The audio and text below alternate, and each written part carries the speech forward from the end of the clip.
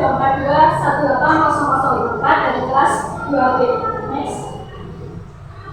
Nah, buku yang saya analisakan itu adalah Seni Media Anak Sesuai Tuntunan Islam karya Ibu Suryati Sri yang diterbitkan di Jakarta, penerbit Mitra Majalah Media. Nah, buku Seni Media Anak Sesuai Tuntunan Islam memberikan gambaran tentang keunikan individu dan berisi petunjuk-petunjuk praktis bagi orang tua dan guru bagaimana cara mengasuh dan mendidik anak sesuai tuntunan Rasulullah, serta membagikan informasi mengenai berbagai faktor yang memberi pengaruh pada pertumbuhan dan perkembangan anak, agar seluruh area perkembangan anak, baik fisik, sosial, emosional, kognitif, dan spiritual dapat berkembang optimal sesuai potensi yang dimiliki oleh masing-masing anak. Next.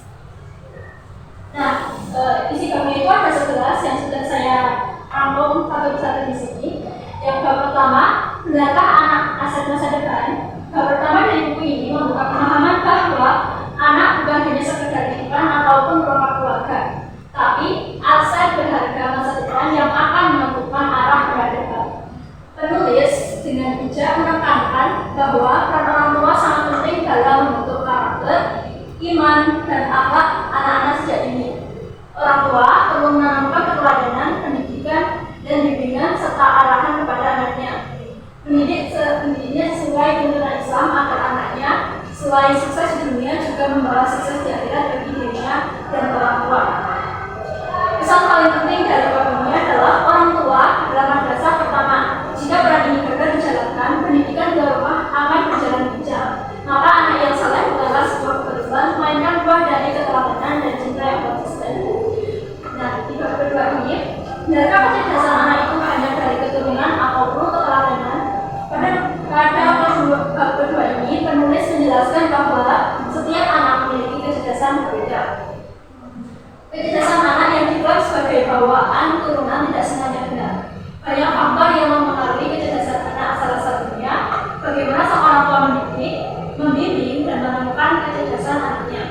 Keteladanan atau kegiatan orang tua dalam mencerdaskan anaknya seperti mengawasi kegiatan belajar anak di rumah, mengajarkan tanggung jawab, dan menanamkan disiplin pada anak serta kehadiran emosional orang tua lebih menentukan dibanding genetik sementara. Bab 3, benarkah mendidik anak seperti melukis di atas kanvas? Pada bab ketiga ini, penulis menggambarkan anak sebagai kanvas yang siap dilukis. Apa yang kita tuliskan, baik itu kata-kata, sikap, atau perlakuan, akan melekat dalam bentuk anak kita di masa depan. Jadi, kalau hasilnya ini indah, kita perlu melukisnya dengan hati-hati, penuh kesabaran dan cinta. Tidak ada satu pola mendidik yang cocok untuk semua anak karena setiap anak itu unik. Maka kita dituntut untuk peka dan belajar terus. Tidak cepat marah, tidak membanding-bandingkan, dan tidak memaksakan kehendak. Keempat, benarkah perlakuan orang tua berdampak pada kepribadian anak? Bab ini menekankan bahwa cara orang tua memperlakukan anak sejak dini sangat mempengaruhi mereka di masa mendatang. Orang tua perlu menerapkan pola asuh yang positif pada anak agar dapat membentuk karakter positif anak di masa depan. Sebaliknya, orang tua tidak menerapkan pola asuh otoriter yang tidak memikirkan apa yang terjadi di masa kemudian hari, seperti menuntut anak untuk mematuhi standar mutlak yang ditentukan oleh orang tua atau menyayangi anak asal gugur mutlak pada perintah-perintah orang tua. 25. Benarkah perilaku anak terbentuk karena pola asuh orang tuanya? Bab ini menjelaskan bahwa pola asuh orang tua sangat menentukan perilaku anak dan kepribadian anak di masa depan. Oleh sebab itu, orang tua harus benar-benar mawas diri dan bersungguh-sungguh dalam menanamkan nilai dan norma yang baik pada anak melalui pola asuh yang benar. Terdapat 5 pola asuh orang tua yang dijelaskan dalam bab ini, yaitu pola asuh demokratis, otoriter, permisif, kedaulatan, dan kombinasi. Pola asuh yang paling baik adalah pola asuh demokratis karena dapat menghasilkan karakteristik anak yang mandiri, dapat mengontrol diri, mempunyai minat pada hal-hal baru, dan kooperatif terhadap orang lain. Di bab 6, haruskah mendidik tepat sasaran sesuai karakteristik kecerdasan anak?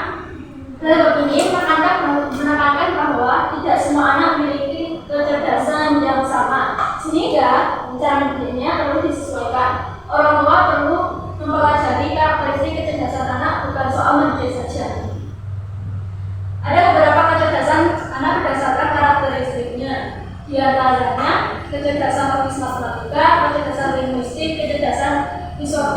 logika, spasial, kecerdasan kinestetik jasmani, kecerdasan musika, dan masih banyak lagi.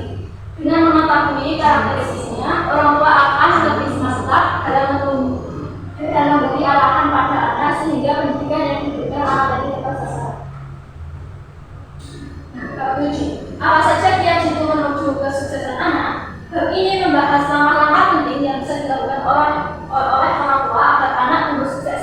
Ada beberapa cara atau dalam media dalam bab ini. Yang paling utama adalah cara mendidik anak ala Nabi Muhammad SAW yang berlandaskan Al-Quran dan As-Sunnah yang harus diperhatikan dan sangat penting dalam kehidupan anak, yaitu pendidikan beriman, pendidikan ibadah, dan pendidikan akhlak. Orang tua yang bisa membekali anaknya dengan sikap dan perbuatan yang diajarkan oleh Rasulullah SAW akan memberikan berkah akhirat.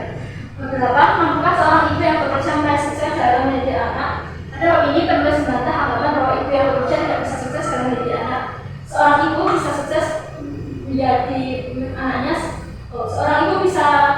menjadikan anaknya selama ibu mampu mengelola waktu, peran, dan tanggung jawabnya. Kuncinya terletak pada kualitas interaksi bukan kuantitas waktu. Penulis juga menyoroti pentingnya hubungan dari suami dan keluarga serta menanamkan nilai-nilai Islami dalam pola asuh. Dengan komitmen dan kerjasama, seorang ibu yang bekerja tetap bisa menjadi sosok ide utama yang sukses membentuk akhlak dan karakter anak. Bab 9. Bagaimana konsep pendidikan masa kanak-kanak yang Islami? Bab ini membahas tahapan usia 0 sampai 6 atau 7 tahun di mana anak sangat rentan terhadap pembentukan adab, kebiasaan, dan cara berpikir. Penulis menekankan bahwa masa ini adalah saat terbaik untuk menemukan nilai-nilai Islami melalui contoh, bukan sekedar instruksi. Orang tua harus menciptakan lingkungan yang penuh kasih, berdoa dan berkebahagiaan agar anak tumbuh dengan landasan iman, sopan santun, dan akhlak yang kokoh. Dengan demikian, hal ini menjadi fondasi yang kuat bagi tumbuh kembang mental, spiritual, dan sosial anak ke depan. Bab 10. Bagaimana konsep pendidikan anak di usia remaja? Bab ini membahas bagaimana peran orang tua menjadi semakin krusial ketika anak memasuki usia remaja. Pada tahap ini, anak mulai mencari jati diri, cenderung sensitif, dan ingin lebih memilih. Penulis menekankan bahwa pola pada masa ini harus berubah dari pola mengarahkan menjadi pola mendampingi dan berdiskusi. Remaja butuh diajak berpikir, bukan hanya bercerita. Penanaman nilai agama dan tanggung jawab tetap harus dilanjutkan, tetapi dengan pendekatan yang lebih dewasa dan penuh kepercayaan. Orang tua diharapkan menjadi sahabat anak, tempat mereka bisa curhat, bertanya, dan merasa dihargai. Konsistensi sikap dari orang tua menjadi kunci penting. Terakhir, 11. Bagaimana mengatasi perilaku remaja yang negatif? Bab ini membahas bagaimana orang tua sebaiknya menyikapi perilaku negatif pada remaja. Penulis menekankan bahwa pendekatan kasar hanya akan membentuk buruk keadaan. Sebaliknya, orang tua perlu bersikap sabar, memahami latar belakang perubahan perilaku anak, dan menjaga komunikasi tak terbuka. Pendampingan spiritual juga penting seperti menanamkan nilai Islam dengan penuh kasih sayang dan memberi kepercayaan yang disertai arahan yang jelas. Remaja bisa kembali ke jalur yang positif tanpa merasa dikekang atau tidak diyakini. Kita pergi ke bagian evaluatif. Yang pertama ada kelebihan buku. Buku ini memiliki kelebihan yang membuatnya layak dibaca oleh para orang tua muslim. Salah satunya adalah pendekatan yang kuat terhadap nilai-nilai Islam. Setiap pembahasan dikaitkan dengan ajaran agama sehingga pembaca mendapatkan pemahaman bahwa mendidik anak bukan hanya soal teknis tetapi juga butuh ibadah. Bahasa yang digunakan pun tergolong ringan dan mudah dipahami. Membuat buku ini dapat diakses oleh berbagai kalangan termasuk ibu rumah tangga maupun pendidik. Nah, kekurangan buku. Meskipun buku ini memberikan banyak manfaat praktis, tetap ada kekurangan yang bisa dicermati.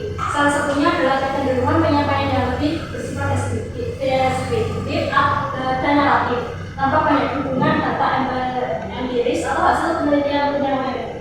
Hal ini menjadikan isi buku terasa kurang mendalam jika dibaca oleh kalangan akademisi atau